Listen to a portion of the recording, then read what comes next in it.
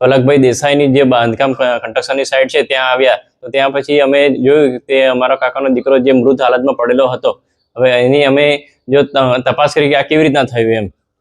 જે આ 3 મકાન જે અમે કામ રાખેલા છે, જે અમે જો પૂરા નહીં કરીશું રક્ષાબંધન પહેલા, તો અમને પૈસા પણ છૂટા આપશે નહીં, પૈસા જે અમારી મજૂરી છે આપશે નહીં, અને અમને ઘરે પણ જવા દેવામાં આવશે નહીં. અને એ બીકે એમને આ જે દિવસે કામ કરવાનું હતું એમને સમય દરમિયાન એમને રાત્રે પણ કામ ચાલે, એમને જે પૈસા ફસાયેલા હતા એ કાઢવા માટે અહીંયા કોઈ પણ મજૂરોને જીવના જોખમે કોઈ પણ સેફ્ટી બેલ્ટનું નથી. અહીંયા જે લાઇટનું વાયરિંગ કરેલ છે ત્યાં MCB બેલ્ટ નથી, જ્યાં ત્યાં ખિલ્લા ઠોકીને ત્યાં વાયરિંગ કરેલું છે.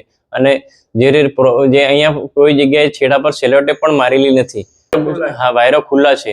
એને યોગ્ય જો વળતર નહીં મળે જે સરકાર શ્રી તરફથી કે બિલ્ડર તરફથી, તો અમે જરૂર પડે અમે કલેક્ટર કચેરી પંચમહાલ ગોધરા ખાતે પણ અમે ધરણા પર બેસીશું. અને જ્યાં સુધી ન્યાય ન મળે ત્યાં સુધી. અને આવા જે બેદરકારી ભરી બિલ્ડરો જે સાઇટો ચલાવે છે તે આખા ગુજરાતમાં તપાસ થવી જોઈએ. જેવી રીતે આ બધા કૌભાંડો થાય છે તેવી રીતે આ એક બિલ્ડર છે એમને પૈસાની, એમના મકાનની કિંમત છે, પણ અમારી જેવા દાહોદ જિલ્લાના અમારા જે આદિવાસી ભાઈઓ છે એમને આ લોકો મજૂર સમજે અને એક રમકડું સમજી અને એમના જીવના જોખમે એમને રમાડે છે અને પૈસા શોષણ કરે છે. અને હું જરૂર પડે શ્રમ રોજગાર વિભાગમાં પણ અમે જઈશું, બરાબર.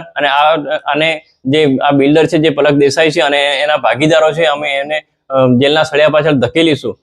બિલ્ડરની બેદરકારી અહીંયા નથી, કોઈ એ કન્સ્ટ્રક્શન સાઇટ પર કોઈ સુપરવાઇઝર નથી, કોઈ સેફટી નથી, અને આ રીતના કોઈ પણ પ્રકારની મજૂર પ્રત્યે કોઈ ધ્યાન નથી. આ લોકોને બસ એ મજૂર છે એટલે મજૂરની રીતે એમને બસ એક કીડે મકોડા જેવી એમની જીવની કિંમત છે. પણ જો અમને અહીંયા જો આજે યોગ્ય ન્યાય નહીં મળે તો અમે ડેડ બોડી જે સિવિલ હોસ્પિટલમાંથી પાછા અહીંયા જે જગ્યા પર ઘટના ઘટી ત્યાં લાવીને મૂકીશું. અને અહીંયા જરૂર પડે અમે અમારા જે ગામના જે આગેવાનો, કુટુંબભાઈ, સમાજવાળા બધા માણસો અહીંયા આવીશું અને યોગ્ય લડત આપીશું.